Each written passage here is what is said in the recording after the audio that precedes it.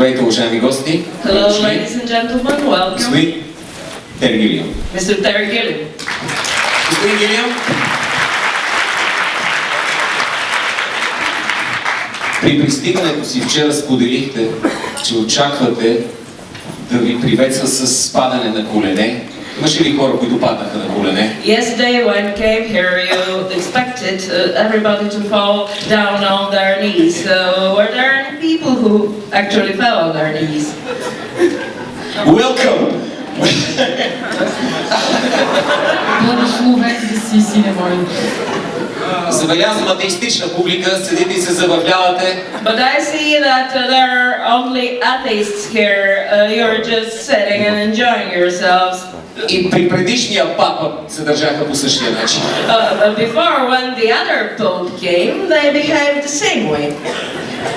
I know, this is wonderful. Now I know what it feels like to be a pope. Yeah. Is anybody there who is afflicted by terrible diseases, who is blind, who can't walk? I will cure you today. Сега наистина се чувствам като папата. Ако тук сред публиката има болни хора с някакви сериозни заболявания, аз ще ви излекувам. Не се притеснявайте! Don't worry. Лекуваме! We're curing everybody. You understood that, right? Опашката за автографи от тази страна, за лечение от другата. So please, here you queue for autographs, and the other queue here will be for curing. Как би било името ви като папа? But what would be your name if you were a pope? Поп Фенк? No, that's difficult. This is a big one. Това е труден въпрос. Yeah. How about Pope Beelzebub? The first. The first. Papa Beelzebub първи. Have we finished? Дали приключи? Това беше. Yeah, that was... Продължаваме с No, we're лечение. continuing anyway. Какво се случи с кардинал Фенк, с неговата кариера? What happened to Cardinal Frank and his career? What happened to me? With Cardinal Fenk. With the Spanish Inquisition. From the Spanish Inquisition. That was a long time ago. The Inquisition finished hundreds of years ago. Cardinal Fang died 100 years ago. No, this is old history. Now, Cardinal Fang was on stage 2 years ago whenever we did the pilot show. It was a chance for us to make a lot of money by just making fools of ourselves. Всъщност всичко това вече е история. Кардинал Фенк е в историята, но преди 2 години той беше съживен отново на сцена, защото ние решихме да изкарваме много пари, като се правим на глупаци пред хората. I mean, we were really appalling. We were just terrible, but everybody was fooled. Ние бяхме отвратителни, просто ужасни бяхме, обаче някак си успяхме да заблудим всички. And now I can afford to take time off to come to Sofia. That was good about the show. И хубавото на цялата работа беше, че сега мога да си позволя да имам свободно време и да дойда тук при вас в София. Членът на Монти Пайтън с най-малко реплики. Потискаха ли ви другите? The Python who has the least of the lines in all Python productions. You have the least quantity of lines there. What? Were you impressed by the others? They didn't allow you to talk? Yes, I'm studying English right now. Всъщност в момента уча английски. Да. And I find Bulgarian English is slightly different than British English. И български ми английски се различава от британския ми английски. So, what was the question? Какъв беше въпросът? I think it's the microphones that we're losing the intimacy by talking to all of you. We'll just turn our backs and talk to each other. Here.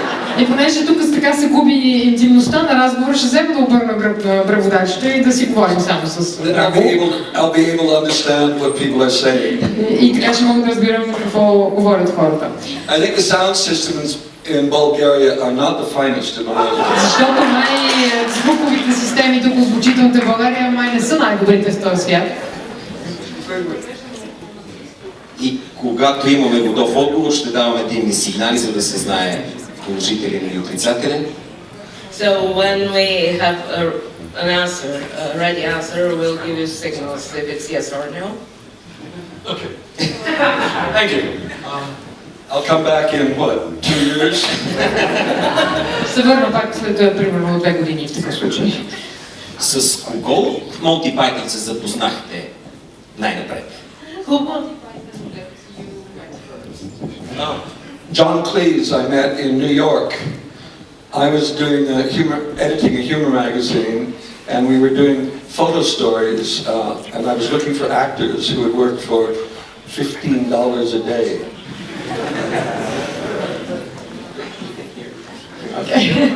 Всъщност с Джон Клис се запознахме първо, тогава работех за едно списание, където работех за $15 на ден всъщност. Мекс, да, списанието Мекс. And John was appearing with Graham Chapman in a comedy review in New York. И всъщност Джон се появяваше с Грем Чапман за един репортаж за една комедия, която показваха тогава в Нью Йорк. And I got him to appear in this story which involved a man falling in love and having sexual relations with his daughter's Barbie doll. И тогава аз се появявах в една история, която беше свързана с това как един човек, един мъж се влюбва в куклата Барби на своята дъщеря. And John subsequently, I think it took it seriously, and he married over the many years 4 different women who are all various versions of Barbie doll. И Джон тогава толкова насериозно взе цялата тази история, че през годините успя да се ожени 4 пъти за 4 различни жени, които поразително приличаха на Барби. And we became friends, and then we separated. He went to Chicago to work on a magazine, and I went to Europe to hitchhike for many months. И тогава се разделихме след това. Той замина за Чикаго да работи, пък аз заминах за Европа, където стопирах много месеци подред. I came back to America and eventually moved to England in 1967, and John was then very well known on television. И след това заминах за Америка и се върнах в Англия през 1967 година, а през това време Джон беше станал доста популярен по телевизията. And I was still working in magazines and being an illustrator, a cartoonist, and asked him to introduce me to somebody in television. А пък аз работех като карикатурист, правих илюстрации за различни списания и вестници и го помолих така да ме запознае с хора в телевизията. And that led me to a children's show that was being written and performed by Mike Payton, Terry Jones and Eric Idle. И всъщност така приключих цялата история в едно детско предаване, където сценаристите бяха Ерик Айдъл, Джон и Джон Клис и Майкъл Пейн. And I will tell Mike he was forgotten. Ще кажа на Майкъл, че са му забравили името на български. And I started doing some animation then, and then the 4 of us joined up with John and Graham, and that became Monty Python. И всъщност така започнах да рисувам за тях и се събрахме и станахме Монти Пайтън. Искате да кажете, че в Великобритания Монти Пайтън са обучавали децата? От тук идва голяма разлика между нас и тях.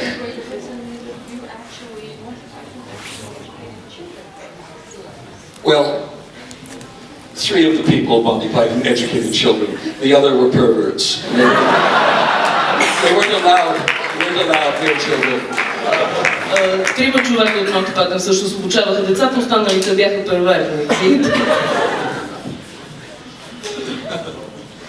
Бяха популярни по това време вече всички останали. Как започнате да правите Python и защо в първите кредити, финални надписи, името ви е отделено?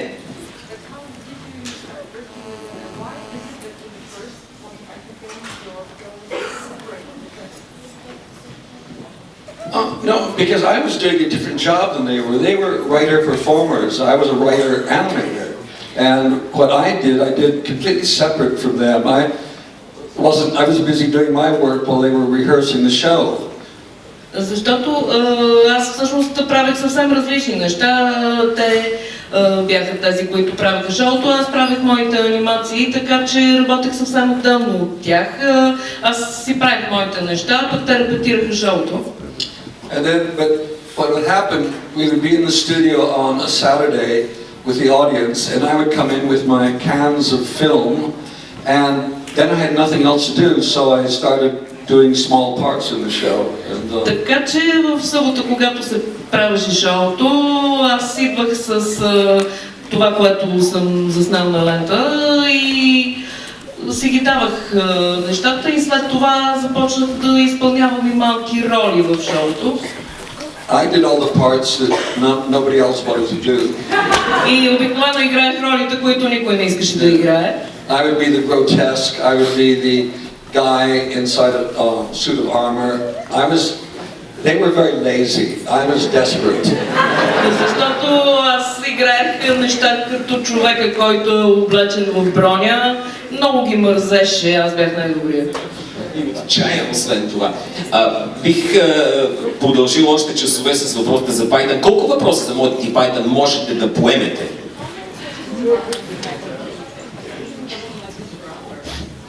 What about my career?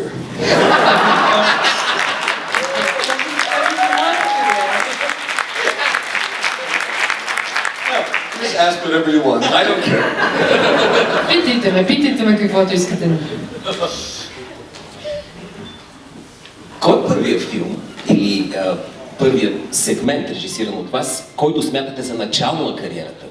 Формално.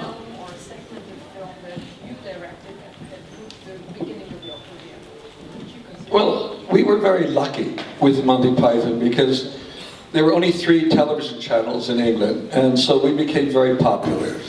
And at the same time in England, there was very heavy taxes. So if you made a lot of money, you could pay as much as 90% tax. Ние извадихме голям късмет с Monty Python, защото по това време имаше само 3 телевизионни канала. Освен това имаше ужасно високи данъци, така че ако изкараш едни големи пари, 90% можеха да ти ги вземат за данъци. And so some of the big rock stars were trying to get rid of their tax problem, and we were the solution. Някои от големите рок звезди се опитваха да се отърват от този проблем с данъците, така че ние бяхме решението на проблема. So Elton John, Led Zeppelin, Pink Floyd gave us the money to make Monty Python and the Holy Grail. И това Elton John, Led Zeppelin, Pink Floyd ни дадоха парите, за да направим Monty Python и свещения грал. And Terry Jones and I wanted to be film directors, so we, in a big meeting, said, okay, anybody named Terry gets to direct the film. Ние с Тери Джонс искахме да станем кинорежисьори и за това събрахме се и ние казахме, добре, който се казва Тери, той ще режисира филма. And the others, being very lazy, said, okay, you guys do all the work. А другите бяха много мързеливи и казаха, добре, хайде вие свършете работата. Now, Terry and I had never directed a film before. Но преди това ние двамата с другия Тери никога не бяхме режисирали филм. But we made the film and we got our credits up on the screen saying directed by Terry Gilliam and Terry Jones, and so we became film directors. It's easy. Само че направихме един филм и в финалните надписи накрая пишеше режисура Тери Гилиам и Тери Джонс, така че станахме кинорежисьори, лесна работа. I talked to young filmmakers and said the first thing you have to do is get your credit up on the screen. Afterwards you can learn how to make movies. Така че първата работа е да ви изпишат имената на екрана и след това вече знаете как да правите филми. Уви, този съвет отдавна го прилагаме у нас, само да го кажа.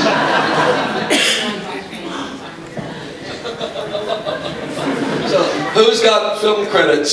Я да видим самата кой вече има името си в кредитите на филм. Супер. Yeah, that's the end of your happiness. Това е края на щастливия период в живота ви. Какво се случи с режисьорската кариера на Тери Джонс? Какво се случи с режисьорската кариера на тандема? Тери Гилиам, Тери Джонс? Кога изпадна другия Тери? Well, after Holy Grail, I directed the first film of my own, Jabberwocky. След свещения грал режисирах първия ми самостоятелен филм Jabberwocky. And I decided it was much more fun than directing the other Pythons. И реших, че ми е много по-забавно аз да режисирам останалите Python-и. And so that was the end of the dual citizen Така че directorship. това сложи край на режисьорския тандем. When we made Life of Brian, Terry directed it, and I became the designer. I said, I will be in charge of the visuals, the camera, the sets. Така че когато направихме живота на Брайан, Тери се зае с режисурата, а аз се заех с визуалната страна, снимачните площадки. And that was how we worked that way. It was easier. It stopped the arguments. Защото така беше по-лесно за нас да работим, това прекрати всички спорове. It was very funny when we were making Holy Grail. The crew became quite confused because sometimes I would say one thing and Terry would say another thing. Защото когато правихме свещения Граал, екипът много се объркваше, защото аз казвах едно, а Тери казваше друго. So we agreed that the first assistant director would be the signal voice. Така че решихме, че първият помощник режисьор ще бъде сигналния глас. And it turned out he was making a different film than either Terry or I. Така че излезе, че той правеше друг филм, така че положението беше или Тери, или аз. But we somehow survived. And when I look at Holy Grail, I really can't believe that we made it because we made it in just 20-some days with no money, and it's a very good film. Но сега, когато гледам Монти Пайтън и свещения Граал, направо не мога да повярвам, че сме го заснели, защото ние го заснахме за 20 и няколко дни, а е много добър филм. So it's proof that you don't have to know what you're doing to make a good film. И това е доказателството, че не е задължително да знаеш какво точно правиш, за да направиш един добър филм. Надявам се си водите записки, тъй като това са безценни съвети, които никъде другаде не можете да получите. Въпрос ли имаше? Тук си говорим на сцената. Казвате, че работите филмите си на трилогии, например Бандитите на времето, Бразилия и Барон Мюнхаузен.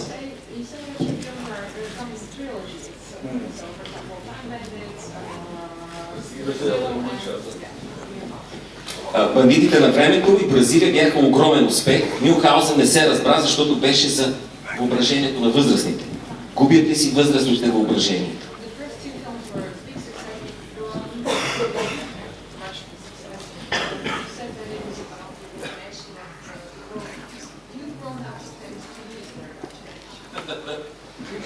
Yes. Да. Yes, it's no, it was very interesting because Munchausen was very successful outside of America. It was in America that the studio just buried it, killed it. But it lives on because all the people who buried the film are now dead. Интересно. Yes. Yeah. Don't fuck with me, as I keep telling you.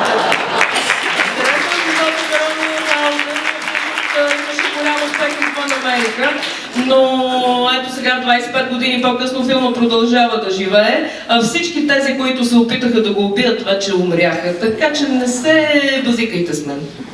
I called it a trilogy, but what I actually said was that Baron Munchausen was the fourth part of my trilogy. Вие го наричате трилогия, но всъщност Барон Мюнхаузен е четвъртата част от тази трилогия. Yeah, but I just say things like that so that the critics believe I'm a serious filmmaker. Но аз тия неща ги разправям, за да повярват критиците, че аз съм сериозен кинорежисьор. Защо така не се получи втората част на Бандитите на времето? Беше изцяло за детското въображение. Was there supposed to be a second part? Трябвало да има и втора част. I don't know. Nobody told me. Аз такова нещо не знам, никой не ми го е казал. If you put me in the credits, Yeah.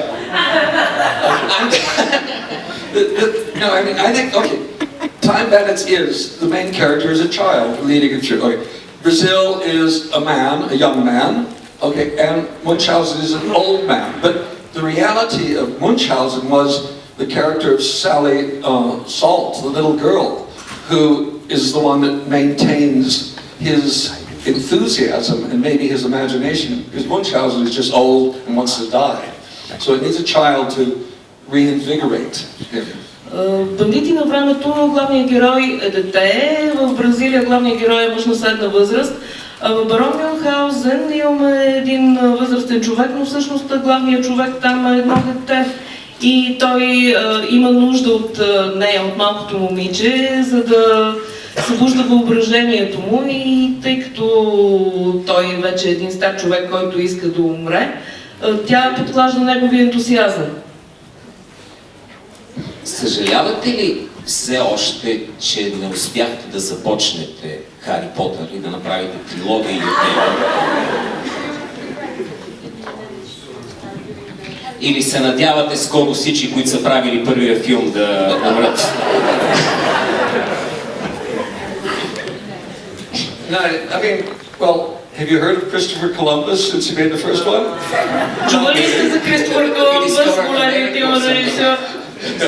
But that's what's Chris Columbus. But no, the problem with Harry Potter was, I read the script and I said, this is very easy, because I could see that J.K. Rowling had watched not only Monty Python, but Time Bandits. Когато аз прочетах сценария на първия Хари Потър, си казах, това много лесно ще го направя, защото аз виждам, че J.K. Роулинг не само е гледала Монти Пайтън, но е гледала и Бандити на времето. And she and the producer wanted me to direct it. So I was given a free first-class ticket out to Los Angeles to talk to the studio. И тя и продуцента искаха аз да го реализирам, така че ми дадоха първокласен билет до Лос Анджелес и до студиото. And I knew I wasn't going to get the job, but I was doing some other business in LA, and a free trip was worth it. Аз знаех, че така или иначе няма да ми дадат тая работа, обаче реших да използвам случай да си свърша моя работа в Лос Анджелес безплатно. But what was funny, I went into this meeting with the head of the studio, all the top people, and it was obvious they didn't want me to do the job. But И всъщност отивам аз на тая среща в Лос Анджелес и виждам, че продуцентите никакво намерение нямат да ми дават за въпросния филм. But as I started talking about it, I started getting excited, and I managed to get them excited. And this is, but I knew I would still not get the job, and that's what happened. И всъщност обаче, докато говорихме, аз толкова се развълнувах, че и те се развълнуваха, и в същото време всички знаем, че няма да ми дадат филма. Because the one guy who wasn't excited was the head of the studio. He fell asleep. Защото имаше единствен човек, който не се развълнува, и това беше шефа на студиото, който направо заспа. So, I mean, I think the only Harry Potter film I like is the one that Alphonse Cuarón did. It's the only one that really has got the real thing there. А на мен единственият филм от серията за Хари Потър, който на мен ми харесва, е този, който Алфонсо Куарон режисира. Наистина е страхотен. Как смятате, защо така са се държали с вас още от самото начало? Що за репутация имате сред шефовете на студия? Well, the problem is my battle with Universal Studios over Brazil got me in big trouble with the rest of Hollywood. Всъщност, моята битка с студиото Universal ми причини много проблеми с всички останали студия. It's very interesting because I embarrassed the studio. I got the film out. I did all the things you're not supposed to do in Hollywood. Защото когато направих филма Бразилия, влязох в дълбок спор с студиото, направих много неща, които по принцип не се правят в Холивуд. And despite the big success of Fisher King and 12 Monkeys, they were still frightened of me. И въпреки големия успех на Краля на рибарите и на 12 маймуни, те просто все още се страхуваха от мен. And so for Warner Brothers that made Harry Potter, for them it was important to get a director that they knew they could control, that was safe. А пък Warner Brothers, които всъщност направиха Хари Потър, за тях беше важно да имат режисьор, който да знае, че е така сигурен човек, могат да го контролират. And the first one, I didn't like the film, but it made a lot of money, so they were obviously correct and I was wrong. И въпреки, че не харесах филма, ето, че той си изкара много пари, така че явно те са имали своите причини, пък аз съм грешал. Страхуват ли се още от вас някои шефове на студия? I don't know, I think they're all dead. Не знам, май всички умряха, така че не мога да кажа. And the young ones don't even know who I am. А тия младите въобще дори не знаят кой съм. My thing, if I don't believe in them, they clearly don't believe in me, so it's equal. Но ако аз не вярвам в тях, явно и те няма да вярват в мен, така че... При такава смъртност крайно време е да започнат да вярват. That's a good director, that young kid. Тук имаме много добър режисьор в залата, чуваме едно дете, което ще стане много добър Is режисьор. the baby saying action or cut? I'm not sure. Ама не мога да разбера дали казва екшен или край. At least this child has an opinion. That's the important Но thing. важното е, че детето има мнение. Това е най-важното. Между другото, задава също толкова разбираем въпрос, колкото и ние тук, вероятно. They wants to ask you a question as No, so I'll speak to the child afterwards. аз после ще поговоря с детето.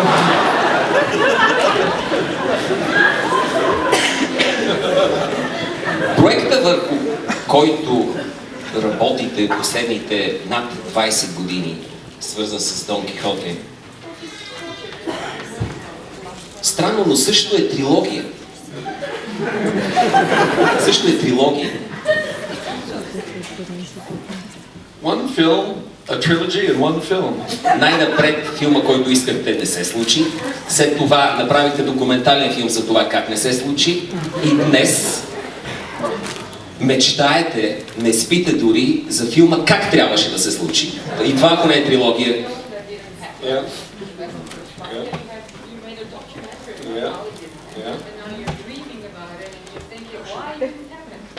Well, I'll have to get everybody to come and visit inside my head to see the film that I'm thinking of making. Трябва да поканя всички тук вътре в главата си, че да видят филма, който искам да направя. I think I've probably tried to make a film for 13 times already. Мисля, че вече около 13 пъти се опитах да го направя този филм. I should have finished it last year. Трябваше да го завърша миналата година. But unfortunately, John Hurt, who is playing Quixote, was diagnosed with cancer, so we had to collapse the Но film. за съжаление, Джон Хърт, който играеше Дон Кихот, едва не умря, така че трябваше да... Той е диагностициран с рак и заради това да продължихме снимки. I think actors are frightened of being in the film. It's been too many people dying in all my films. The death rate in my films is horribly high. Твърде много хора умират, когато аз ги снимам и смъртността, процента на смъртност в моите филми е ужасно висок. Well, that's how Bob Beelzebub works. Но така работи и папа Белзебул първи. No, I think what I've learned is there really is a God, and He hates me. Това, което научих, че Бог наистина съществува и той ме мрази. Вие с какво му отвръщате?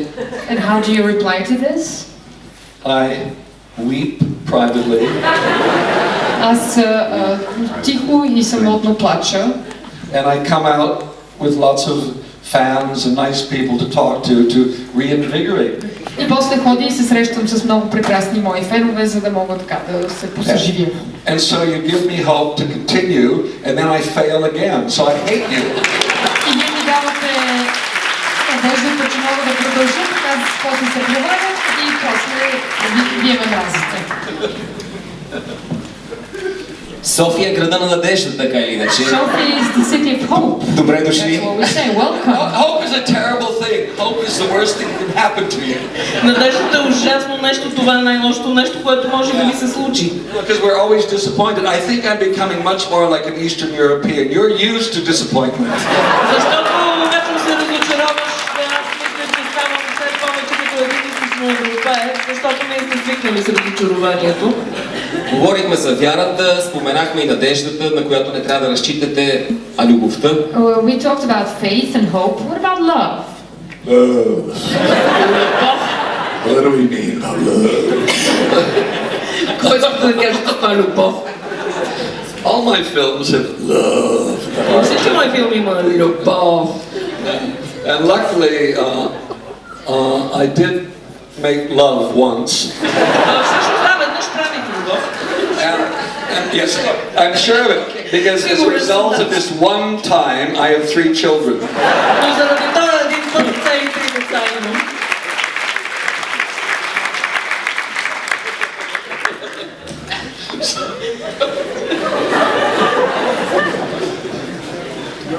Yeah, it's my turn.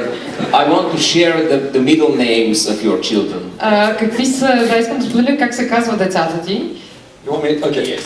So The my first daughter's, her middle name is Rainbow. Rainbow. My second daughter, her name is Dubois. На втората ми дъщеря пък средното име е Дюла. Because she was born the night I returned from doing the Monty Python Hollywood Bowl show. Защото тя се роди точно във вечерта, когато аз се върнах след като направихме шоуто на Монти Пайтън в Холивуд Бол. And then my son's middle name is Thunder. А пък второто име на моя син е Грамотевица. So, trilogy again. Отново трилогия. Дъга. След това Юла. Rainbow, basically wood, the woods, and thunder. So it's very, I'm a pagan at heart. Тук става въпрос, че имената Натам вие през цялото време. Дъга, гора и светкавица, така че аз съм някакъв такъв древен езичник. No, it's funny. I have become more of a pagan. I went from being a Protestant to a Catholic to a pagan. Това е моето развитие. Аз от католик станах протестант и сега съм езичник. And the way humanity is behaving, a pagan who believes in nature doesn't have much time left as nature is being destroyed. Обаче като гледам как се развива човечеството, един езичник, който вярва в природа, ми май не му остава много още време на тая земя. Следващото след Pagan какво е? What's the next thing after pagan? Или отново в трилогия? Or maybe you do it again. I don't know. It's probably an atheist believing in nothing. Може би атеист, човек, който не вярва в нищо. And that's why I'm so excited about America trying to get people on Mars, because there's nothing there. И затова толкова ми харесва идеята на американците да пратят хора на Марс. Ми там няма нищо. С толкова много щуроти и абсурдни, гротески неща около нас, сигурно имате десетки идеи за филми. With so many absurd and grotesque and crazy things surrounding us, maybe you've got plenty of ideas about new films.